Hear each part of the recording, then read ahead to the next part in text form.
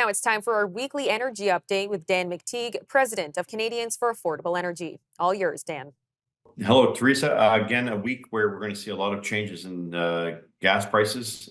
This time, of course, it is a short-term pause, temporary drop in gas prices as a result of the massive increases that you've been having to pay on fuel, mostly because of the weather tax or the carbon tax. And yes, you've had little rebates to sort of buy one off for the past few years, but the net decrease on April Fool's Day will be about 20 cents a liter, and it'll break down as follows.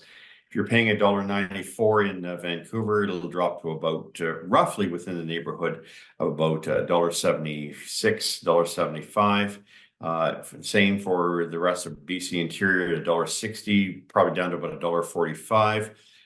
For Alberta, so that's Calgary, Edmonton, everywhere in between, Medicine Hat, Red Deer, etc. Look for that 147, 148 to drop to about 128. 129.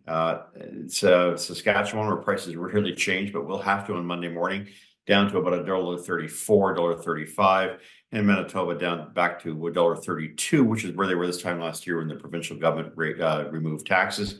For Ontario, the net decrease will be 19.9 cents a liter. So if you're paying, $1.55 on the weekend, that means the highest prices you'll probably see is a little closer to $1.35. At some stations, you might find they get rid of the retail margins because that's how gas stations operate. And we're seeing this across Canada where they raise prices in the morning and they drop it in the afternoon. They'll get rid of the retail margins. That $1.35 may be $1.28, something we haven't seen in a couple of years, certainly since 2020 when we were coming out of the COVID lockdowns. Quebec, no change. You have a cap and trade system and a carbon system, and you have no rebates there. So you're going to continue paying that 12-cent a liter premium because that's going to help the environment. It's going to help the weather. Of course, I'm saying it tongue in cheek. We also know that in the Atlantic provinces, a couple small changes and tweaks, if you will. Newfoundland now has its gas price predictions the same day as the other three Atlantic provinces, so PEI, New Brunswick, Nova Scotia. We saw prices there climb about 4 or 5 cents a liter today. They're likely to go down net about 20 cents a liter, but in Nova Scotia's case, it also times with the Houston government's announcement that it would drop its HST from 15% to 14%.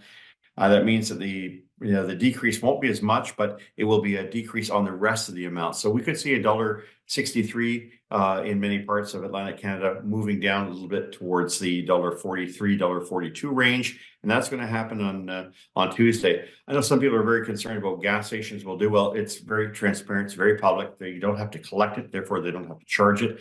So as of midnight, April 1st, prices across the country will fall. I know, of course, BC has an exception. They had carbon taxes long before anyone else because it's cool and trendy to stiff people at the pumps and drive up prices and somehow change the weather in the process. Of course, I'm saying so tongue in cheek. The EB government will have to make a declaration that, in fact, on April 1st, it's willing to drop that tax by the same amount as the federal tax. Now, this is a temporary tax decrease. It's a head fake. And let's not call it anything more than that. You're going to get a chance to be bribed with your own money for the next 5 or 6 weeks. And then when the Liberals, if they should form government or even a minority government with the NDP or whoever is out there, they will come back very quickly and slap you, not only with that tax being made an industrial tax, which means refiners and others will have to pass it on to you. You're going to continue to see it go up. You remember in 2019, the Liberals said we would never have the tax go above $80 a ton. That's 17.61 cents a liter, which is what it is for gasoline. Later, after they won the election, it went to 180, which means it's going to 37.43 cents a liter plus HST or GST. So it's going to 41 cents a liter, like it or not, and there's no rebate.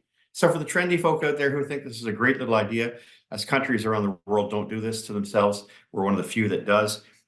Europe and everyone else is walking away from net zero. Here, Canada's embracing wholeheartedly the very thing of the past 10 years that is bringing our economy and the future outlook of this country to its knees. So I say so because it doesn't matter if I'm an 18-year veteran of the Liberal Party. All the things I predicted about EV mandates being nonsense, about carbon taxes eventually hurting people. Apparently, people don't mind and they want to make a political statement about it. So go right ahead.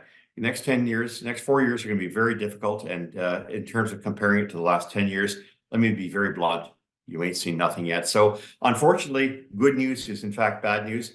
This is a little bit of give and they will quickly take it away. It's a shell game, and you are going to be rooked. So if you think a carbon tax drop of 20 cents a liter or 24 cents a liter in diesel is the greatest thing since sliced bread, the fact of the matter is that without the Liberals, you should never have to pay it in the first place. So we'll talk a bit more about this next week and how many more weeks until it's restored to all Canadians at the pumps. And of course, your bills for electricity, your bills for natural gas, your bills for propane. That's it for this week, Teresa. We'll talk to you next week.